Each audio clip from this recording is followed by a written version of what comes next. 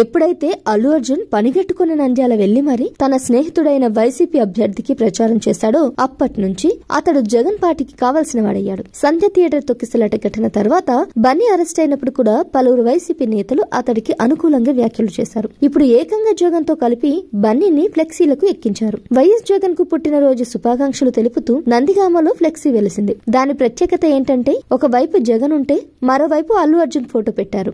రాజు బలవంతుడైనప్పుడే శత్రువులంతా ఏకమవుతారు అంటూ ఒక క్యాప్షన్ కూడా. ఈ ట్యాగ్ లైన్ కు అర్థం ప్రత్యేకంగా చెప్పనక్కర్లేదు.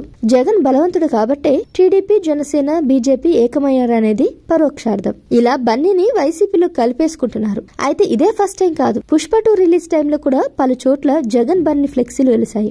మా కోసం నువ్వు వచ్చావు, నీ కోసం మేము వస్తామంటూ అప్పుడు కూడా క్యాప్షన్లు కనిపించాయి. బన్నీకి అదనపు తలనొప్పులు. ఈ అత్యుత్సాహం ఫ్లెక్సీల వల్ల అల్లు అర్జున్ కు అదనపు తలనొప్పులు తప్ప ఎలాంటి సంతోషం కలిగించవు. ఎందుకంటే అతడు ఇప్పటికే కోర్టు కేసులతో సతమతమవుతున్నాడు. మరోవైపు అసెంబ్లీ సాక్షిగా తెలంగాణ ముఖ్యమంత్రి రేవంత్ రెడ్డి చేసిన విమర్శలతో ఉక్కిరిబిక్కిరవుతున్నాడు. ఇలాంటి టైంలో ఈ ఫ్లెక్సీలో అతడికి ఇబ్బందికరమే. ఎందుకంటే బెయిల్ పై బయటకు వచ్చిన తర్వాత మెగా కాంపౌండ్ కు దగ్గరే ఎట్టు కనిపించాడు బన్నీ. నేరుగా చిరంజీవి ఇంటికెళ్లి ఆయనతో కలిసి భోజనం చేశాడు. తనపై బహిరంగంగా విమర్శలు చేసిన నాగబాబు ఇంటికెళ్లి ఆయనతో భేటీ అయ్యారు. పవన్ కళ్యాణ్ అపాయింట్మెంట్ కోసం ప్రయత్నిస్తున్నట్లు కూడా కథనాలు వస్తున్నాయి.